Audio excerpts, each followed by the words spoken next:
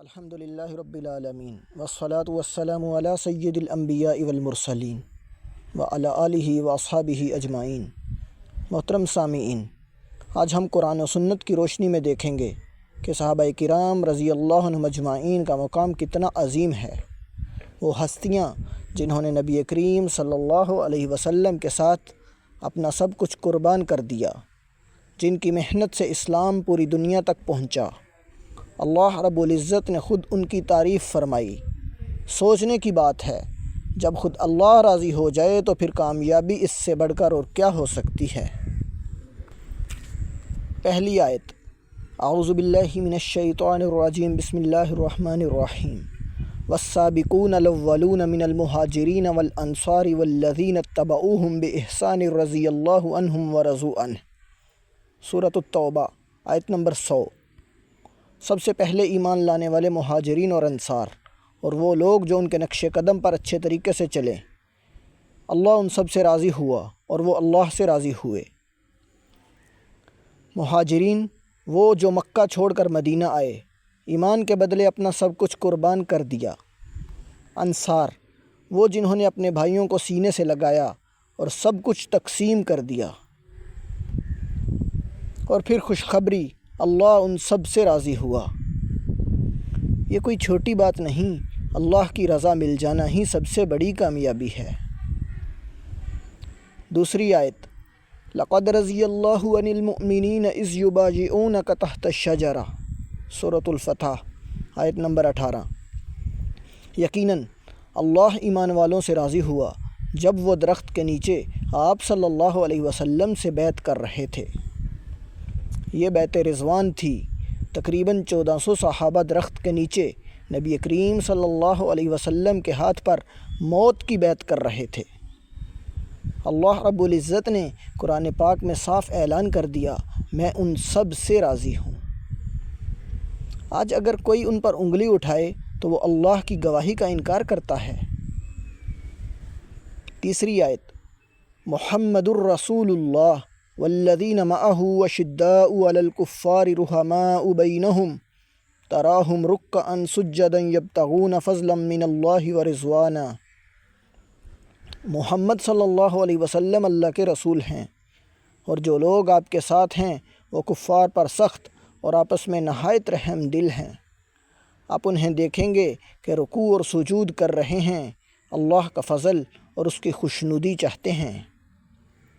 یہ ہے صحابہ کی اصل پہچان، کفار کے سامنے شیر کی طرح مضبوط، آپس میں نہایت رحم دل، راتوں کو رکوع و سجود میں ڈوبے رہتے، ان کے چہروں پر سجدوں کا نور جھلکتا تھا۔ چوتھی آیت، کنتم خیر امۃ اخرجت للناس، سورۃ آل عمران، آیت نمبر 110۔ تم بہترین امت ہو جو لوگوں کے لیے نکالی گئی ہو۔ مفسرین فرماتے ہیں کہ اس آیت کا سب سے پہلا مصداق صحابہ کرام ہیں، کیونکہ وہ براہ راست نبی صلی اللہ علیہ وسلم کے ساتھی اور مددگار ہیں۔ پانچویں آیت، للفقراء المہاجرین الذین اخرجوا من دیارہم واموالہم یبتغون فضلا من اللہ ورضوانا، سورۃ الحشر۔ یہ مال فقراء مہاجرین کے لیے ہے جو اپنے گھروں اور مالوں سے نکال دیے گئے، اور وہ صرف اللہ کا فضل اور اس کی رضا چاہتے ہیں۔ یہ وہ صحابہ ہیں جنہیں بے گھر کیا گیا، سب کچھ چھین لیا گیا، لیکن ان کی زبان پر صرف ایک ہی بات تھی، ہمیں اللہ کی رضا چاہیے۔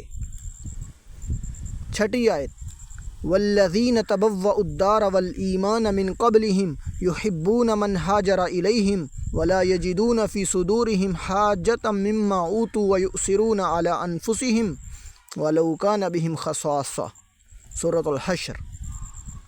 اور وہ لوگ جنہوں نے ہجرت کرنے والوں سے پہلے گھر اور ایمان کو اپنا ٹھکانہ بنایا، وہ ان لوگوں سے محبت کرتے ہیں جو ان کے پاس ہجرت کر کے آتے ہیں، اور اپنے دلوں میں کوئی تنگی محسوس نہیں کرتے جو انہیں دیا گیا، اور وہ دوسروں کو اپنے اوپر ترجیح دیتے ہیں خواہ خود تنگی میں ہوں۔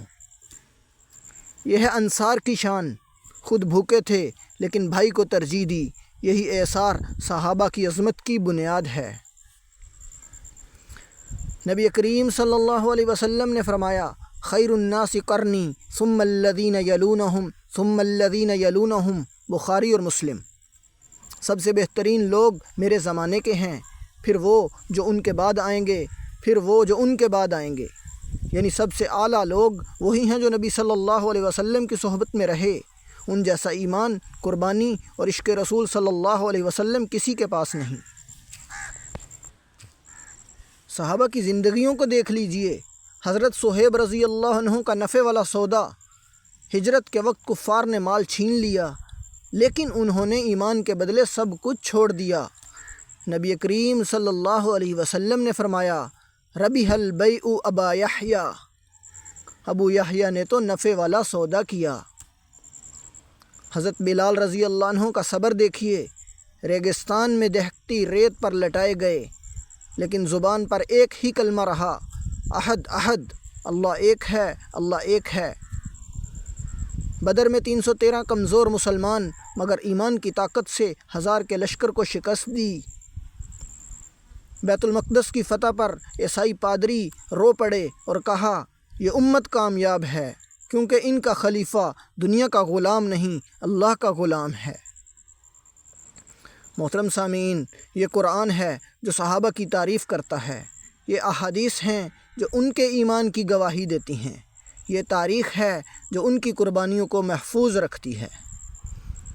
اگر اللہ اور اس کے رسول صلی اللہ علیہ وسلم صحابہ سے راضی ہیں تو ہمارا ایمان تبھی مکمل ہوگا جب ہم بھی ان سے راضی ہوں۔ اللہم اجمعنا مع النبی صلی اللہ علیہ وسلم والصحابۃ فی الجنہ، اے اللہ ہمیں نبی صلی اللہ علیہ وسلم اور صحابہ کے ساتھ جنت میں جمع فرما۔ وآخر دعوانا ان الحمد للہ رب العالمین۔